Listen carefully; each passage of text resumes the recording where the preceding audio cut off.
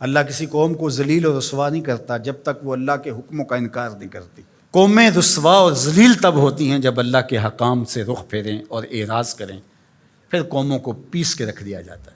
ماضی کے اندر جو قوموں کو عذاب دیے گئے تھے وہ حصی تھے، اور حضور علیہ الصلوۃ والسلام کے بعد جو عذاب آتے ہیں وہ حصی نہیں ہیں، وہ معنوی ہیں۔ ماضی کے اندر جو قوموں کو عذاب دیے گئے، ان پہ پتھر اترے، ان کے اوپر چوہوں کا عذاب آیا، ان کے اوپر مینڈکوں کے عذاب آئے، طوفان آئے، ڈبو دیے گئے، ان کی شکلیں مسخ کر دی گئی، خنزیر اور بندر بنا دیا گیا، مختلف صورتوں میں تبدیل کر دیا گیا۔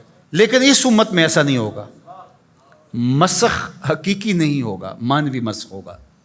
مطلب کیا کہ حقیقی مسخ تو یہ ہے چہرے بدل جائیں، معنوی مسخ ہے چہرے نہ بدل جائیں، سوچ غلط ہو جائے۔ یہ ہے مسخ معنوی، اندر بدل جائے، اور وہ عذاب معنوی ہوگا، اور اس عذاب معنوی کی صورت تشتت ہے، افتراق ہے۔ قومیں جب افتراق میں مبتلا ہوتی ہیں تو یہ اللہ تعالیٰ جل شانہ کی ناراضگی کا روپ ہوتا ہے۔ اللہ تعالیٰ جل شانہ جب کسی سے ناراض ہو جاتا ہے تو ایک تو اس قوم سے، سورہ یاسین کا ابتدائیہ دیکھیے، جب حبیب النجار نے آ کے ان دو فرستادگان کے لیے کہا تھا کہ یہ اللہ کے فرستادہ ہیں اور تم سے مانگتے کچھ نہیں ہیں، اور تم ان کو قتل کے درپے ہو گئے ہو، لیکن انہوں نے حبیب نجار کو بھی دھر لیا، اور پھر نتیجہ کیا ہوا کہ ان کو بھی شہید کر دیا، اور جو فرستادگان الہی آئے تھے، پیغمبر آئے تھے، ان کو بھی شہید کر دیا۔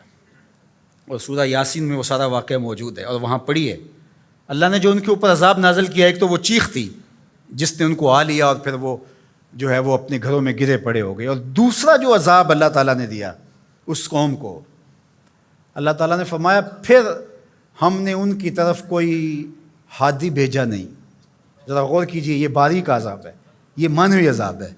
انہوں نے میرے فرستادگان کی قدر نہیں کی تو پھر میں نے سزا کیا دی کہ پھر ان کی طرف میں نے کوئی ہادی نہیں بھیجا، رہنما نہیں بھیجا جو ان کی رہنمائی کر سکے، ان کو بلائے، ان کو پھر اندھیروں میں بھٹکنے کے لیے چھوڑ دیا گیا۔ تو یہ بات ذہن میں رکھیے گا، جب قومیں تشدد، ناقدری، اچھے لوگوں کو نظر انداز کرنے کا مزاج پیدا کرتی ہیں تو پھر ان کے اوپر جو عذاب بھیجے جاتے ہیں ان میں سے ایک عذاب کہ پھر وہ حقیقی قیادت سے محروم کر دیے جاتے ہیں۔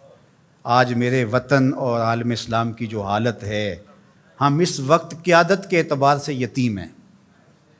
یہ الگ بات ہے کہ ہر بندہ دعویٰ کر رہا ہے کہ میں ہی نجات دہندہ ہوں اور میں ہی قائد ہوں۔ مذہبی لوگ بھی، سیاسی لوگ بھی، سب کہتے ہیں کہ میرے بغیر تو چرخ کا پہیہ ہی نہیں گھوم سکتا، میں ہی سب کچھ۔ لیکن حقیقی طور پہ اگر دیکھیں تو یہ امت بے امام ہے۔ اس وقت ہمارے پاس قیادت کا فقدان ہے، اگرچہ قائدین کی بہتات ہے، لیکن قیادت، حقیقی قیادت جو درد امت کا مداوع کر سکتی ہو، جو ضرورت کی کفیل ہو، وہ قیادت آج ہمارے پاس نہیں ہے۔ اقبال نے بھی کہا تھا، اٹھانا پھر کوئی رومی عجم کے لالہ زاروں میں، وہی آب و گل ایراں، وہی تبریز ہے ساکی۔ اور دوسرے مقام پہ یہاں کے حالات کا، چمن میں رخت گل شبنم سے تر ہے، سمن ہے، سبزہ ہے، باد سحر ہے، مگر ہنگامہ ہو سکتا نہیں گرم، یہاں کا لالہ بے سوز جگر ہے۔ یہ سزائیں ہوتی ہیں قوموں کو کہ ان کے اندر پھر حقیقی قیادت کو اٹھا لیا جاتا ہے، پھر قوم بھٹکنے کے لیے چھوڑ جاتے ہیں، پھر مختلف جتھوں کے ہتھے چڑھ جاتی ہے۔ اور آج جو ہے ہمارے ساتھ ہو رہا ہے وہ کسی سے مخفی نہیں ہے۔